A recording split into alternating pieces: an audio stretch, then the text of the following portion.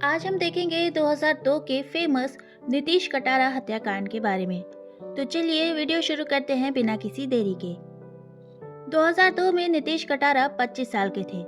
उनके पिता IAS officer थे और मां भी नौकरी में ही थी। परिवार में कई और लोग भी ए ग्रेड की नौकरियों में थे। नीतीश का इंटरेस्ट बिजनेस में था, इसलिए उसने गाजियाबाद के इंस्टीट्यूट ऑफ मैनेजमेंट टेक्नोलॉजी से एमबीए कर लिया। वहीं पर बाहुबली नेता धर्मपाल उर्फ डीपी यादव की बेटी भारती यादव भी पढ़ती थी। दोनों में दोस्ती हुई और धीरे धीरे दोस्ती प्यार में बदल गई। नीतीश ने अपनी मां नीलम कटारा को बताया कि वो भारती यादव से प्यार करता है, लेकिन नीलम ने इस बात पर ध्यान नहीं दिया। इसके बाद घर में भारती के भेजे गुलदस्ते आने लग गए, पहले छोटे, फिर बड़े और फिर महंगे। साल 2001 के दिसंबर के महीने में नीलम ने नीतीश से कहा कि तुम पूरी बात बताओ।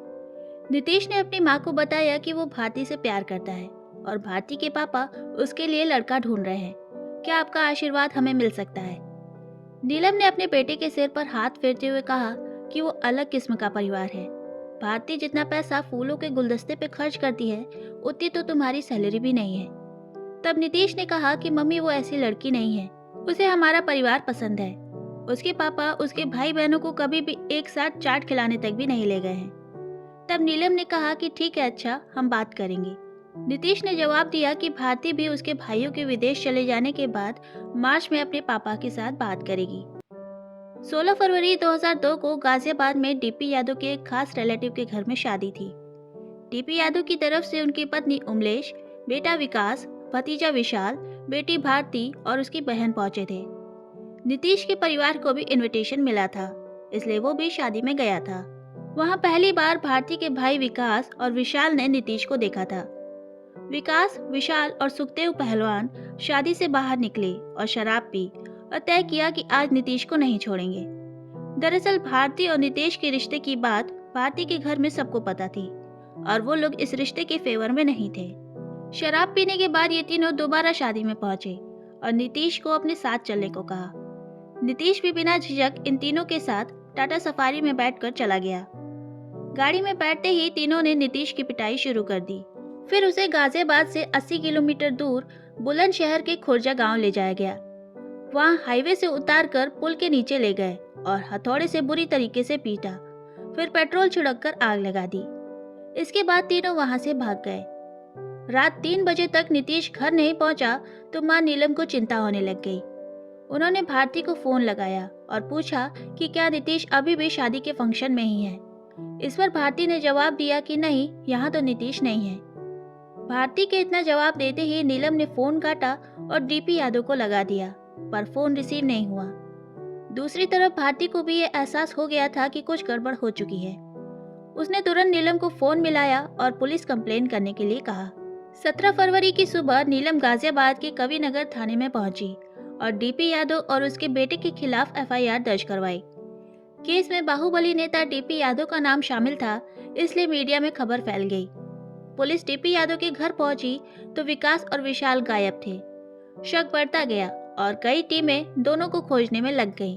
20 फरवरी को खुर्जा गांव के एक आदमी ने लावारिस लाश के बारे में बताया तो पूरी पुलिस फोर्स वहां पहुंची। पुल के नीचे लाश उल्टी पड़ी थी, लाश आधी जल चुकी थी। नीलम वहां पहुंची और वो लाश देखकर बेहोश हो गई। होश आया तो हाथ की अंगूठी से पहचान लिया कि ये लाश नीतीश की ही है, लेकिन पुलिस को इस पर भरोसा करने के लिए डीएनए टेस्ट करवाना पड़ा और टेस्ट में मां बेटे का डीएनए मैच कर गया। जिस दिन नीतीश की लाश मिली थी, उसी दिन डीपी यादव ने भारती को लंदन भेज दिया और जरूरी सबूत मिटाने की भी कोशिश की। विकास और विशाल बचने के लिए मध्य प्रदेश पहुंच गए। 23 फरवरी 2002 को पुलिस ने दोनों को ग्वालियर के डबरा स्टेशन से गिरफ्तार कर लिया। इस दौरान दोनों ने हत्या की बात भी कबूल ली, लेकिन जब दोनों को गाजियाबाद की कोर्ट में पेश किया गया तो वहां दोनों अपने बयान से पलट गए और कह दिया कि हमने कोई हत्या नहीं की है। जबकि पुलिस ने जो पूछताछ की थी उसकी रिकॉर्डिंग भी थी, लेकिन वो रिकॉर्डिंग भी पुलिस स्टेशन से गायब हो गई। गाजियाबाद में ये केस शुरू तो हुआ, लेकिन कोर्ट और पुलिस का रवैया ऐसा था कि जांच ही थम गई। 2 साल के अंदर छोटी छोटी बातों पर विकास को 66 बार बेल मिली। पेशी के लिए कोर्ट भारती को आदेश देता तो इधर से कोई बहाना रख दिया जाता। एक बार तो ये भी कह दिया गया कि भारती कहाँ है उसकी जानकारी घर में किसी को नहीं है।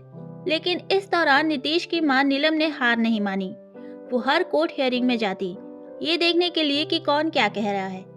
फिर नीलम ने सुप्रीम कोर्ट में याचिका दायर करके केस को यूपी से बाहर किसी कोर्ट में भेजने की मांग की और कोर्ट ने ये बात मानकर केस को दिल्ली की पटियाला हाउस कोर्ट में ट्रांसफर कर दिया।